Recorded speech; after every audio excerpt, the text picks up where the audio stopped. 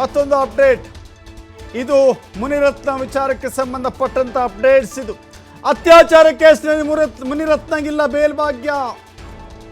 ರಾಜರಾಜೇಶ್ವರಿ ನಗರದ ಶಾಸಕ ಮುನಿರತ್ನ ಜೈಲು ಹಕ್ಕಿಯಾಗಿ ಮುಂದುವರಿಯುವಂತ ಸ್ಥಿತಿ.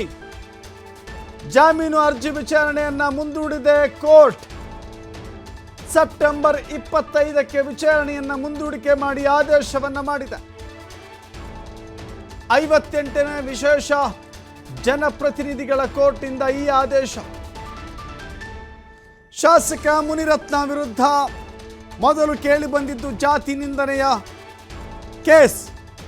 ಆ ಪ್ರಕರಣದಲ್ಲೂ ಕೂಡ ಅರೆಸ್ಟ್ ಆಗಿ ಜೈಲು ಸೇರಿ ಆ ನಂತರದಲ್ಲಿ ಬಿಡುಗಡೆಯಾಗಿ ಬಂದಿದ್ರು. ಆದರೆ ಈಗ ಅತ್ಯಾಚಾರ ಪ್ರಕರಣದಲ್ಲಿ ಆತ ಮತ್ತೆ ಅರೆಸ್ಟ್ ಆಗಿದ್ದಾರೆ, ಜೈಲಿಗೆ ಹೋಗಿದ್ದಾರೆ. ಅಗೇನ್ ಜಾಮೀನು ಪಡೆಯುವಂಥ ಪ್ರಯತ್ನ ಮುಂದುವರಿತಾ ಇದೆ. ಆದರೆ ಜಾಮೀನು ಸಿಗುತ್ತೆ ಅಂತ ಎಂದುಕೊಂಡಿದ್ದಂಥ ಮುನಿರತ್ನಗೆ ಅಗೇನ್ ನಿರಾಸೆಯಾಗಿದೆ. ಜಾಮೀನು 25ಕ್ಕೆ ಮುಂದೂಡಿಕೆ ಆಗಿದೆ, ಜಾಮೀನು ಅರ್ಜಿಯ ವಿಚಾರಣೆ. ಅಲ್ಲಿವರೆಗೂ ಕೂಡ ಅತ್ಯಾಚಾರ ಆರೋಪಿ ಶಾಸಕ ಮುನಿರತ್ನ ಜೈಲು ಪಾಲು. ಅಂದರೆ ಇನ್ನೆರಡು ದಿನ.